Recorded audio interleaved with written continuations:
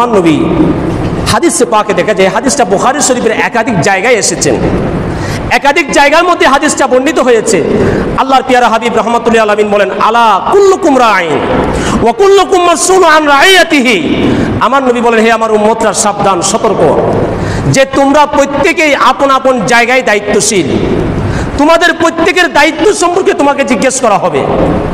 কুরআনুল কারীমের অন্য জায়গায় দেখা যায় যে ইন্নাস সামআ ওয়াল বাসারা ওয়াল ফুআদ কুল্লু উলাইকা কানা আনহু মাসউলা।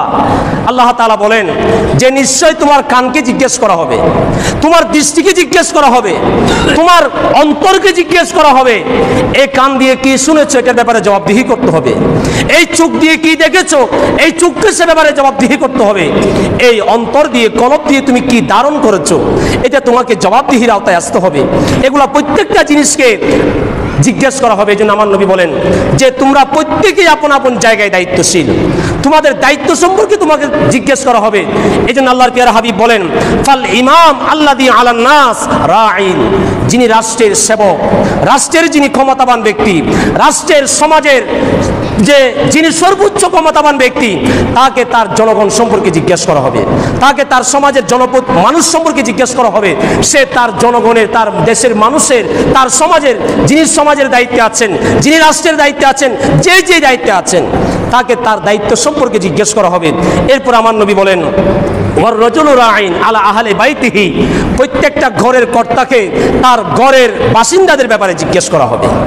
যিনি পুরুষ ঘরের দায়িত্বে আছেন, আমার নবী বলেন তোমাকে তোমার পরিবারের সদস্যদের ব্যাপারে জিজ্ঞেস করা হবে। এরপর আল্লাহ রাসূল বলেন, ওয়াল মারাতু রাঈয়াতুন। ঘরের যিনি মহিলা, সেই মহিলাকেও জিজ্ঞেস করা হবে, তিনিও দায়িত্বশীল। কার ব্যাপারে? আলা বাইতে যাওজিহা ওয়া ওয়ালাদিহি। তিনি তার স্বামীর ব্যাপারে দায়িত্ববান, তার সন্তানদের ব্যাপারে তিনি দায়িত্ববান।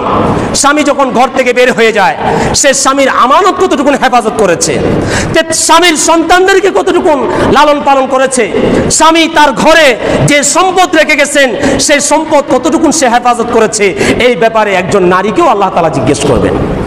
হাদিসে পাকের অন্য জায়গায় দেখা যায়, হযরত আসমা বিনতে ইয়াজিদ আল আনসারী, একজন মহিলা, ইসলামের প্রাথমিক যুগে আল্লাহর পিয়ারা হাবিব একদিন মসজিদে নববীর মধ্যে সাহাবায়ে কেরামের সামনে তালিম দিচ্ছেন। এমত অবস্থায় একটা মহিলা আসলেন, পর্দা পুশিদা করে। সে আল্লাহ রসুলের দরবারে আসলেন, এসে সালাম দিলেন, আল্লাহর প্রশংসা করলেন, নবীর প্রশংসা করলেন। এরপর বললেন, ইয়া রাসূলুল্লাহ আনা ওয়াফাদাতুন নিসায়ে আলাল আলামিন। যে আমি গোটা সমগ্র জগতের যত নারী আছে, সমস্ত নারী জাতির পক্ষ থেকে আমি আপনার কাছে প্রতিনিধি হয়ে এসেছি। জোরে বলেন না সুবহানাল্লাহ। আমাদের দেশে পার্লামেন্টে যারা যায়, ওরা আপন আপন আসনের জনগণের প্রতিনিধি। কি বলেন, ঠিক কি না?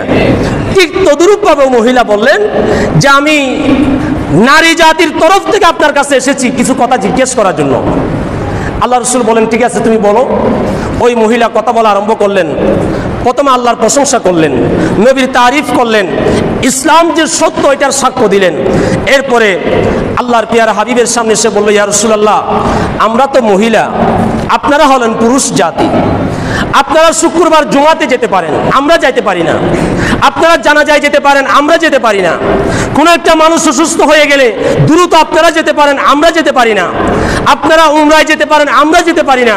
এভাবে সে আল্লাহ রসুলকে পুরুষদের সাথে নারীদের জামাতবদ্ধ হয়ে ইবাদত করার কিছু বিষয় সম্পর্কে প্রশ্ন করলেন।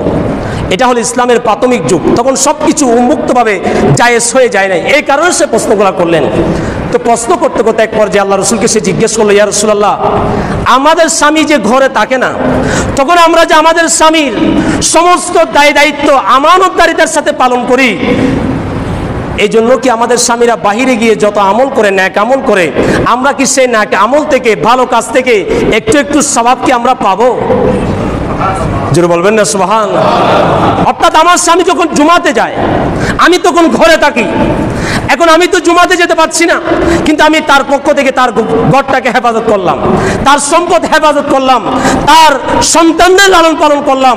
ইয়া রাসূলুল্লাহ, আমি কি এই জুমার নামাজের কোনো সওয়াব পাবো? এইভাবে সে আল্লাহ রসুলকে অনেকগুলো প্রশ্ন করলেন। আল্লাহর পিয়ারা হাবিব ইলতাফাতান নবী সাল্লাল্লাহু আলাইহি ওয়াসাল্লাম ইলা আসহাবিহি, আমার নবী এতক্ষণ ছিলেন মহিলার দিকে। এই কথা শোনার পরে সরাসরি আল্লাহ রসুল সাহাবায়ে কেরামের দিকে ফিরে গেলেন। জোরে বলুন সুবহানাল্লাহ। সাহাবায়ে কেরামকে আমার নবী প্রশ্ন করলেন, হে আমার সাহাবারা, এই আইয়ামি জাহেলিয়াতের এই যুগে এরকম আধুনিক, এরকম বিজ্ঞান মনস্ক, এরকম চিন্তাশীল জ্ঞানী কোন মহিলা সম্পর্কে কি তোমরা জানো? সাহাবায়ে কেরাম বলেন, ইয়া রাসূলুল্লাহ, এইরকম আইয়ামি জাহেলিয়াতের এই যুগে এরকম চিন্তা চেতনা লালনকারিণী, এরকম দূরদর্শিনী একজন রমণী আছে, এটা তো আমরা কল্পনাই করতে পারি না। আল্লাহর হাবিব বলেন, হে আমার আল্লাহর বান্দিনী, তুমি ফিরে যাও, ইরজি ইলা বাইতি, তুমি তোমার ঘরে ফিরে যাও, আর পৃথিবীর নারী সমাজকে জানিয়ে দাও যে নারী তার স্বামীর আমানত হেফাজত করবে, স্বামীর সম্পদ হেফাজত করবে, সন্তানদের লালন পালন করবে, স্বামী যত নেক আমল করবে প্রত্যেকটা নেক আমলের স্বভাব ওই নারীর আমল আমার মধ্যে লিপিবদ্ধ করে দেওয়া। এটা হলো নারী জাতির জন্য আমার নবীর মেসেজ।